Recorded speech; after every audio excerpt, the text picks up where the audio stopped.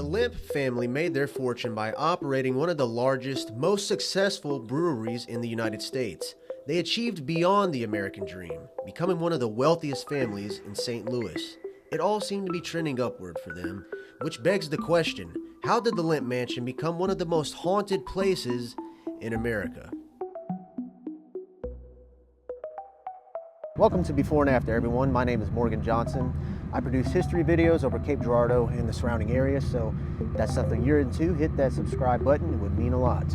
Today's topic is the Lemp Mansion in St. Louis. It's very haunted, in fact, one of the most haunted places in America. The Lemp family operated a brewery in the late 1800s. They were very successful, similar to the Anheuser-Busch family, but also similar to the Kennedy family in terms of luck. At the end of this video, I will be interviewing one of my friends who stayed at the Lemp Mansion 4 times. He will share his experiences, but for now, let's get into it with Before and After the Lemp Mansion. Finding historic photos of the mansion was harder than you might think. I managed to track down only a few, and there's not a ton of variation between them. The first here is taken on the right side of the building. Judging by the cars, I'm guessing sometime in the 1930s. And most likely in the same time period is a photo taken from the front. This final shot looks like it may be from the 1950s, at which point the majority of the dark history the family endured was over.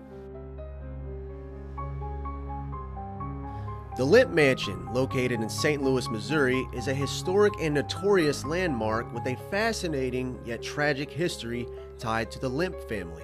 Built in the 1860s, the mansion was purchased in 1876 by the Lemp family, who owned one of the largest brewing companies in America. However, the family's fortune was marred by personal tragedies. Several members of the family died under mysterious or tragic circumstances, including multiple suicides within the mansion itself. These events contributed to the home's reputation as one of the most haunted places in America. After the decline of the brewery during Prohibition, the mansion was sold and repurposed several times. The family's first bout with tragedy occurred at the turn of the century. In 1901, the heir to the business, Frederick Lemp, passes away at 28 years old. This sends his father, William Sr., into a spiraling depression that eventually overcomes him in 1904. On February 13th, 1904, at 9:30 a.m., he would shoot himself in the master bedroom. And only 2 years later, his widow, Julia, succumbs to cancer in the same room. In the following decade, the Lemp family would have its battle with legal issues, starting with William Jr.'s divorce in 1913 to his then-wife, Lillian. But it wasn't just the intense scrutiny of divorce in that time period that would play a role, but the fact that William Jr. lost custody of their son, foreshadowing what's to come. This is followed by Prohibition in 1920, which would basically put a dagger through the family business. In the midst of all of this, William Jr.'s sister, Elsa, moves back into the home after going through relationship issues of her own. On March 20th of 1920, at age 37, she would end up shooting herself, marking another tragedy in the mansion. 2 years later, William Jr. sells the company, and on December 29th of 1922, commits suicide by shooting himself in the chest in his office, just downstairs from where his father killed himself 18 years prior. Then 2 decades pass where it seems the family's misfortunes go away. That was until 1943, when William Jr.'s son, William Lemp III, suddenly dies of a heart attack. And that takes us to 1949, when the final member of the family to live in the mansion would go out in a horrific way. Charles Lemp, the brother of William Jr. and uncle of William III, would write a suicide note stating, quote, "In case I am found dead, blame it on no one but me," end quote. But it wasn't just his life he would take, but also the life of his beloved German Shepherd, who he would murder in the basement prior to shooting himself. Today, it operates as a restaurant, inn, and popular tourist destination for ghost tours. The Lemp Mansion's rich history and paranormal lore make it a compelling part of St. Louis's cultural and historical landscape.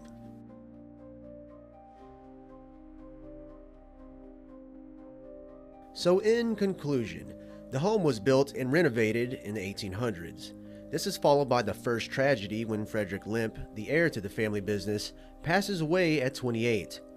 Battling with depression, his father, William Lemp Sr., shoots himself in the master bedroom in 1904. 2 years later, his widow, Julia, dies from cancer in the same room. In 1913, the patriarch, William Lemp Jr., is heavily scrutinized during his divorce with Lillian. He would also lose custody of his son. Then, Prohibition negatively impacts the family business.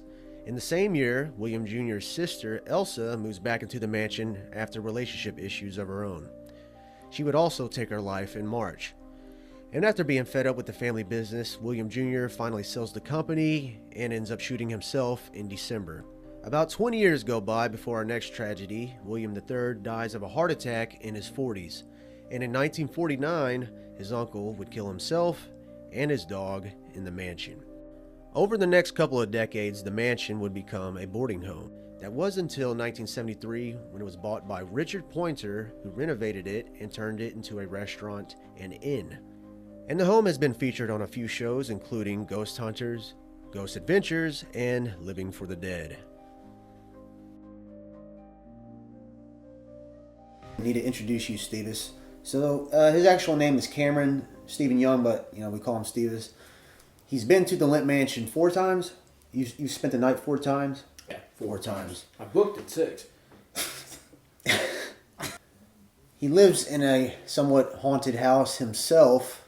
So Allegedly. I think, allegedly, yeah. So I was about to say, it kind of gives me an idea of how you'll answer this first question. So to start off with, before you visited the Lemp Mansion, did you believe in the paranormal? Yeah, I was pretty, I believe in it. I mean, I'm not like one of those people that's like a extreme, like I think that there's always a chance that it's, not true, or it's kind of one of the reasons I like to explore stuff like that, because I want to know, I can know that kind of stuff. Okay. So tell me about each experience you had staying the night at the Lemp Mansion. The first time I went, not a ton went on in the bar area when I went down there. Now, I will say there was a couple instances, like I went down by myself to tour, because when you go to the Lemp Mansion, you get access to the full house once the staff leaves. Like, you get your room, and then you can go wherever in the house. So I went downstairs by myself one time. There was an instance where, I was kind of doing the typical ghost hunter stuff and was like, hey, if you're here, do this.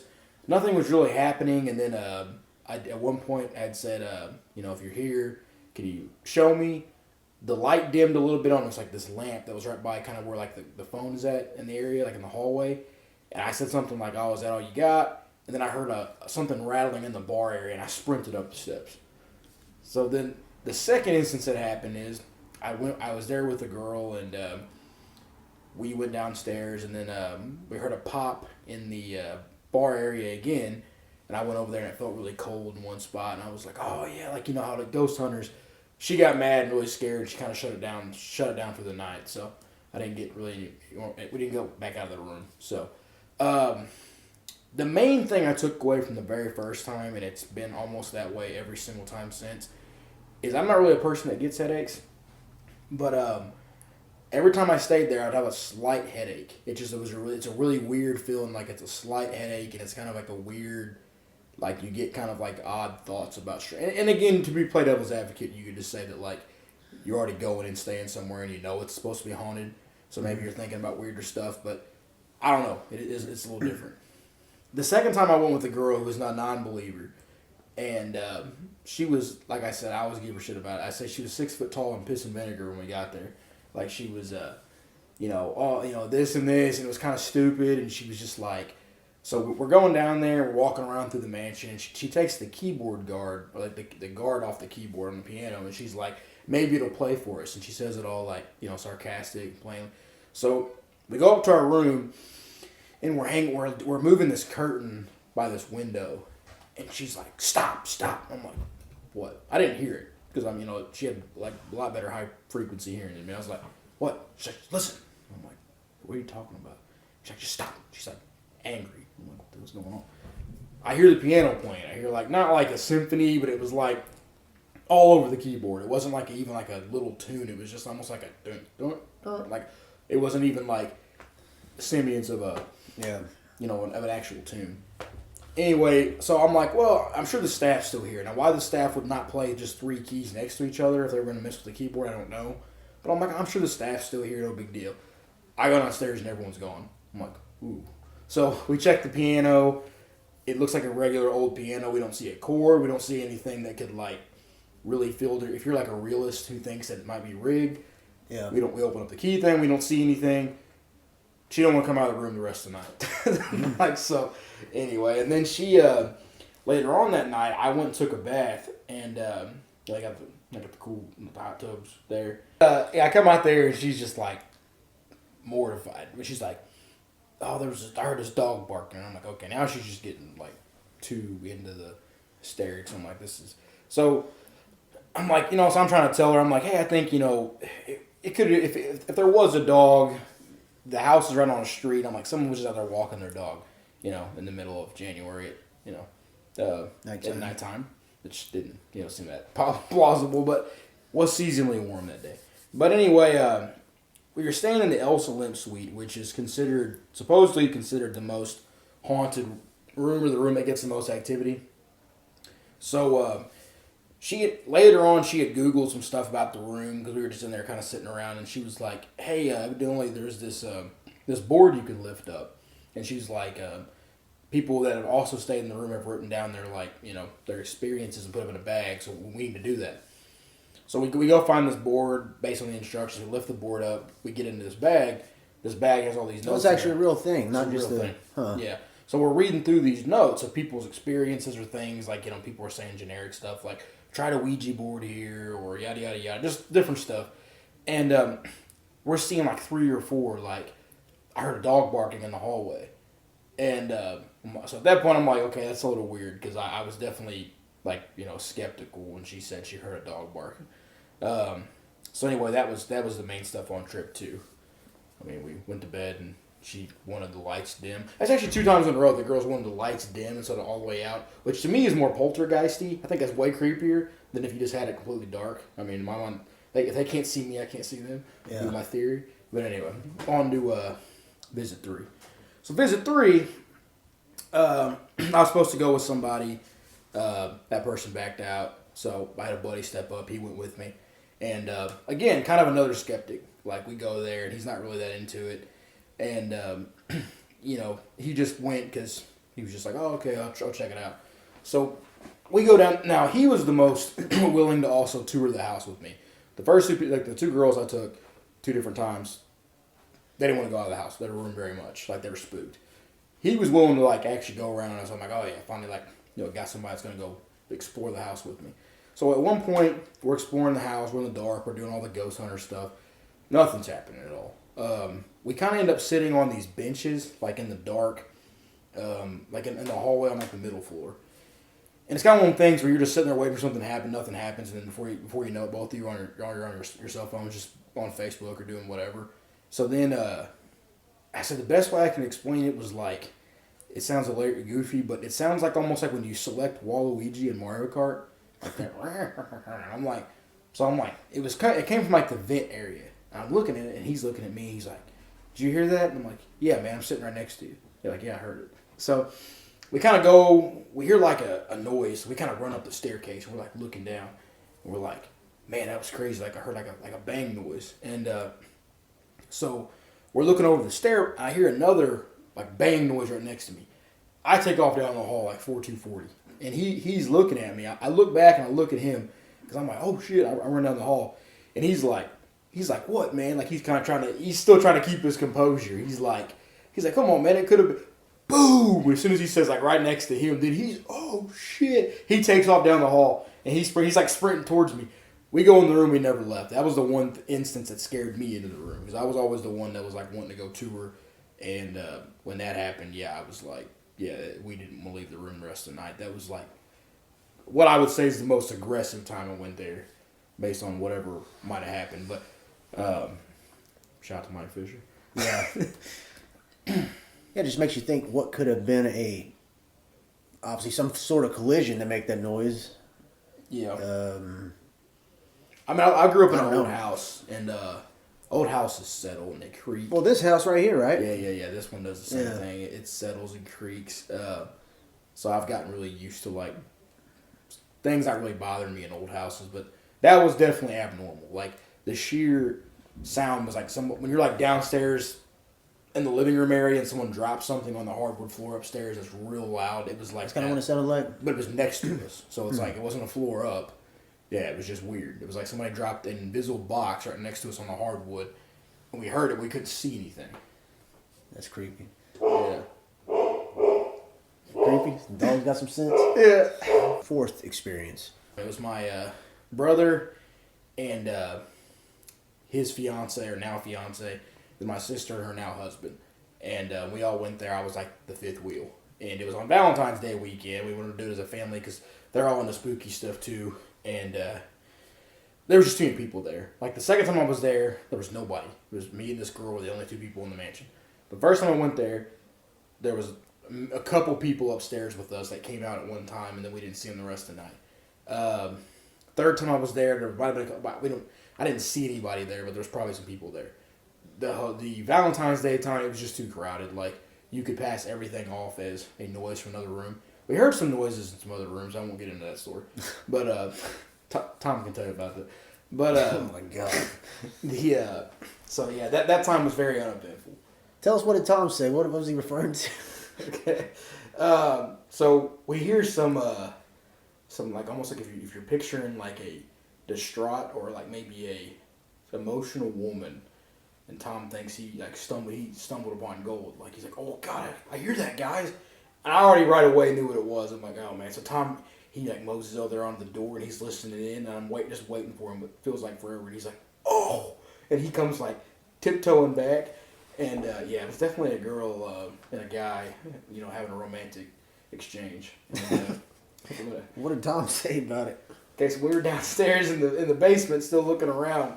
It came up again, and Tom's like, he's like, that girl was getting some good dick.